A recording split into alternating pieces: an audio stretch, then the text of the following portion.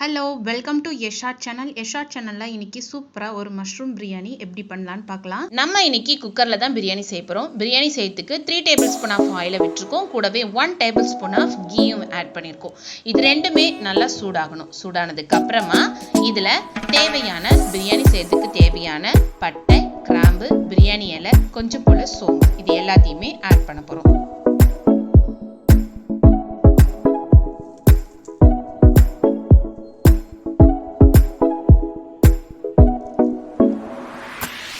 கிராம்பு, ஏலக்காய் இதனுடைய எசன்ஸ் எல்லாமே ஆயிலில் நல்லா ஸ்ப்ரெட் ஆகிட்டதுக்கு அப்புறமா இது கூடவே 2 பச்சை மிளகாயை ஆட் பண்ணுறேன்.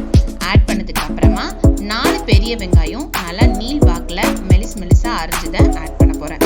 வெங்காயம் நல்லா வதங்கணும். பிரியாணிக்கு அதுதான் முக்கியமான விஷயமே.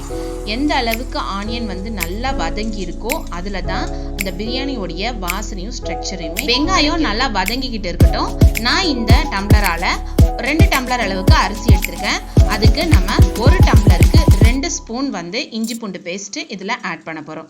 இஞ்சி பூண்டு பேஸ்ட் ஆட் பண்ணதுக்கு அப்புறமா அதனுடைய பச்சை வாசனை போன வரைக்கும் நல்லா வதங்க விடணும்.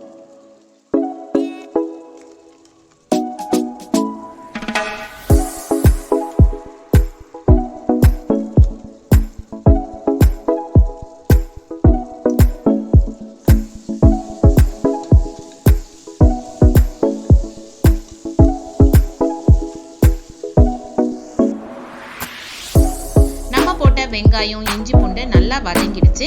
இதுக்கப்புறமா நம்ம தக்காளி ஆட் பண்ண போறோம். நான் 4 வெங்காயம் எடுத்திருந்தேன். அதுக்கு 3 தக்காளியை இங்கே யூஸ் பண்ணியிருக்கேன். அதையும் ஆட் பண்ணி நல்லா தக்காளி நல்லா வதங்கி வந்ததுக்கு அப்புறமா இது கூட நம்ம 1 கப் தயிர் ஆட் பண்ண போறோம்.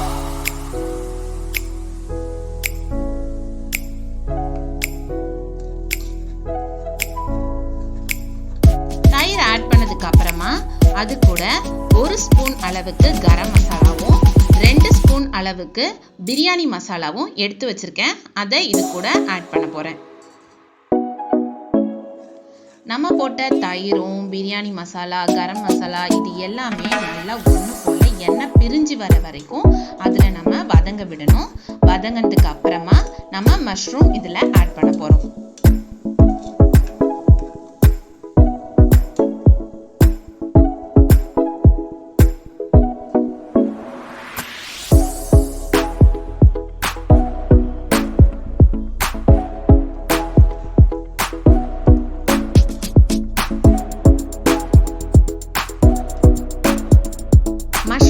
பண்ணதுக்கு அப்புறமா ஃப்ரெஷ்ஷான புதினாவை நம்ம இதில் சேர்க்க போகிறோம். நல்லா இது கூடவே நல்லா ஒன்று போல் நல்லா மிக்ஸ் ஆகிற வரைக்கும் நல்லா வதக்கி விட்டுட்டு நெக்ஸ்ட் இது கூட ரைஸ் ஆட் பண்ண போகிறோம். நம்ம எடுத்திருந்த 2 டம்ளர் ரைஸை நல்லா ஊற வச்சதுக்கு அப்புறமா இதில் ஆட் பண்ணுறோம். தண்ணி எதுவும் வடிகட்டிட்டு இப்போ 1 டம்ளருக்கு 2 டம்ளர் தண்ணி ஆட் பண்ண போகிறோம். இப்போ நான் 4 டம்ளர் தண்ணி இதில் ஆட் பண்ணியாச்சு. இப்போ உப்பு டேஸ்ட் பார்க்க போகிறோம். உப்பு தேவையான அளவு உப்பு ஆட் பண்ணிவிட்டு இதில் நம்ம டேஸ்ட் பண்ணிவிட்டு நம்ம குக்கரை விசில் போட்டு மூடி வச்சுட்டு 3 விசில்ஸ் விட்டு எடுத்தோன்னா நமக்கு சூப்பராக மஷ்ரூம் பிரியாணி ரெடி ஆகியிருந்திருக்கும். 3 விசில்ஸ் விட்டாச்சு. பிரியாணி ரெடி ஆயாச்சு. பிரியாணி நல்லா சூப்பராக உதிரா வந்திருக்கு. நீங்களும் இதே போலவே ட்ரை பண்ணி பாருங்க. இந்த ரெசிபி உங்களுக்கு பிடிச்சிருந்தா yesh சேனலை சப்ஸ்கிரைப் பண்ணுங்க. மறக்காம பெல் பட்டனை கிளிக் பண்ணுங்க. நான் இன்னைக்கு மஷ்ரூம் பிரியாணி கூட காலிஃப்ளவர் 65யும் சேர்த்து சர்வ் பண்ண போறேன். நன்றி.